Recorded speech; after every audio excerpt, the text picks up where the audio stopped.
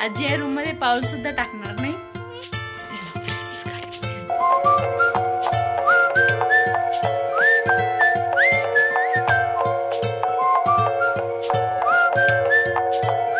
Good morning, कसे आहात सगळे? सौरभ वर्ल्ड मध्ये तुमचं स्वागत आहे.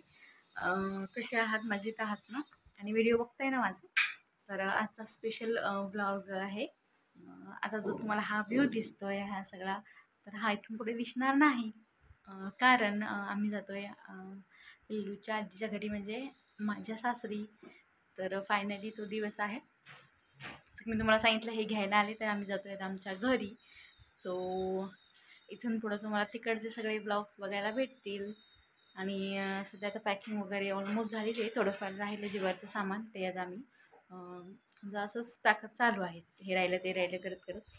सो अशा पद्धतीनं तर ओव्हरऑल आजचा ब्लॉग त्या रिलेटेड असेल. आणि तिकडे गेल्यावर पिल्लूचं जे स्वागत वगैरे आहे, वेलकम, ते कसं आहे ते सुद्धा मी तुमच्यासोबत शेअर करते. असेच कनेक्टेड राहा. तर आत्ता आई घालते पिल्लूला अंघोळ. आणि इथला हा जो पसारा आहे तो सुद्धा कमी होईल, आणि भरपूर पसारा आहे तो भरायचा राहिला. आणि काही आहे सामान ते समोर आणून ठेवलं जेणेकरून ते लक्षात राहील. आणि त्यानंतर माझं आवरून जेवण वगैरे झाल्याच्या नंतर मी माझं आवरून घेतलं. आणि आता आई इथे कुंकू लावते.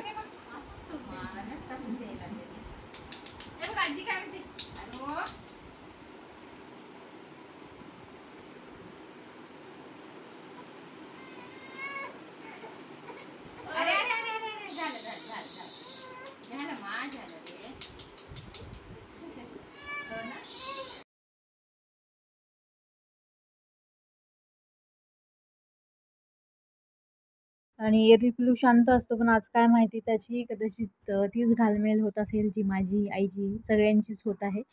तर तो रडत होता आणि त्या आईने पिल्लूसाठी ड्रेस आणि माझ्यासाठी साडी वगैरे ओटी वगैरे भरली. आणि मग नंतर तो काही रडणं थांबतच नव्हता, म्हणून मग आईने त्याला तयार करायला घेतलं.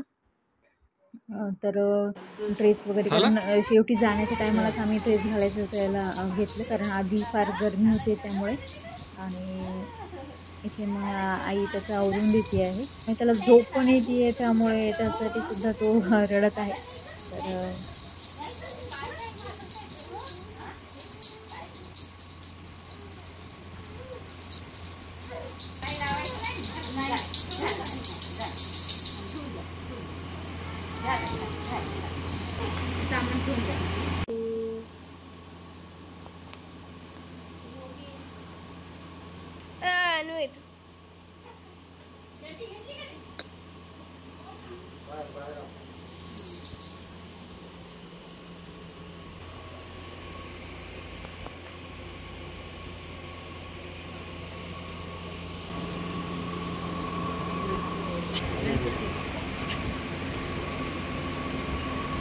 याच्यातच सगळीची दोरी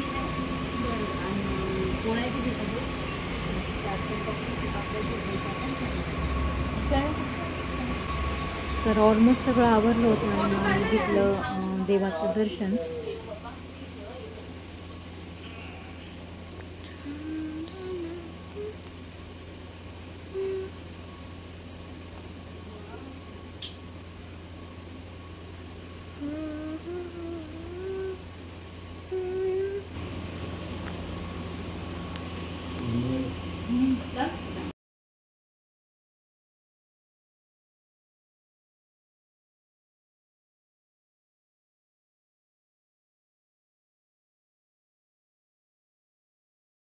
तर देवाचं दर्शन वगैरे आम्ही घेतलं. आणि त्यानंतर मग आईने इथे पिल्लू आणि मला देवाचा अंगारसुद्धा लावला.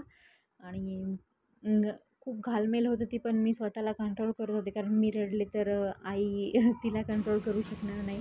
आणि त्यामुळे मग आणि फायनली मग आम्ही दोघांचा सुद्धा आशीर्वाद घेतला आई बाबांचा. त्यानंतर पुढे मी तर काही बोलू शकत नाही, आता तुम्ही बघ.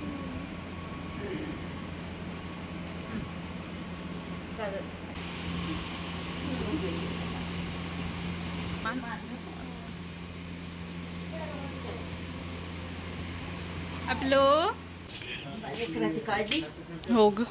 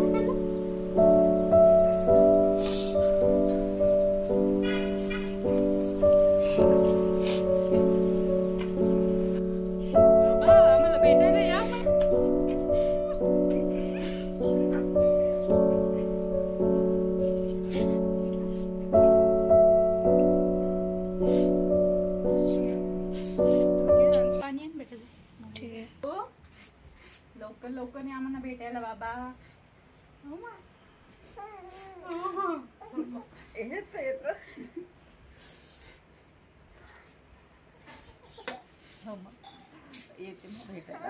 हो येते मा, रडू नको तू, रडू नको. आणि ते पिल्लूही असा रडत होता की काय त्याला सगळं कळतंय आणि तो पण बोलू शकत नाही, पण सगळं त्याला जाणवतंय. तर पहिल्यांदा एवढं मी जास्ती जाता नाही रडले.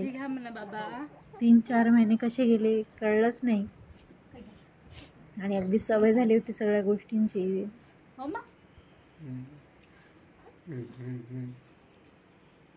या 8 दिवसांनी भेटायला ये रे नंतर राहा चांगला. मम्मीचं ऐकत जातं ना.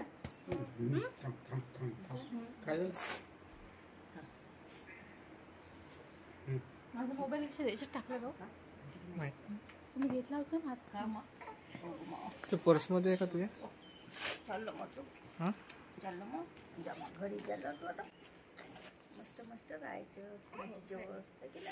हा जो क्षण आहे ना तो प्रत्येक मुलीने अनुभवला असेल ज्यांचं लग्न झालेलं आहे की डिलिव्हरीच्या नंतर जेव्हा आपण सासरी घरी जातो त्यावेळेस आईवडिलांना आणि आपल्याला काय फील होतं हे शब्दात सांगणं कठीणच आहे. आणि सगळं काही त्याच्या अवतीभोवतीच फिरतं आणि म्हणूनच म्हणतात की शेवटी आईवडील हे आईवडीलच असतात.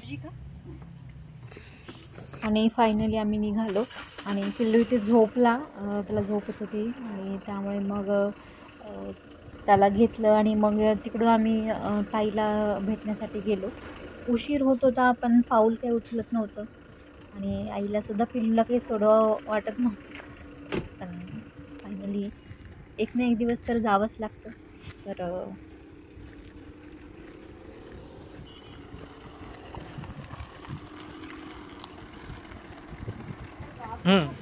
झोपते नाही डोळेला नाही झोपली. झोपलेलीच आहे.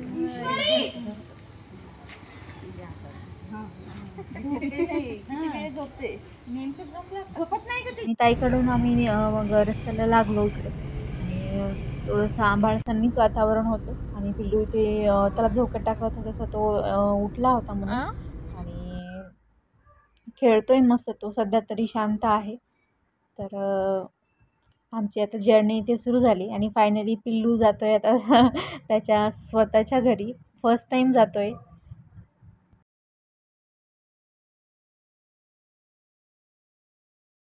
जवळजवळ पोचतो आणि इथे आम्हाला लागला पाऊस. बराच चांगलाच पाऊस आहे. तुम्हाला हळूहळू घ्या म्हटलं. तर इकडे पाऊस लागलाय आम्हाला. जवळ पोहोचलं आणि भरपूर पाऊस सुरू झाला. तर घरी गेल्यावर पिल्लूचं स्वागत कसं झालं हा सुद्धा व्लॉग चॅनलवर लवकरच येईल. So stay connected. भेटूया पुढच्या व्लॉग.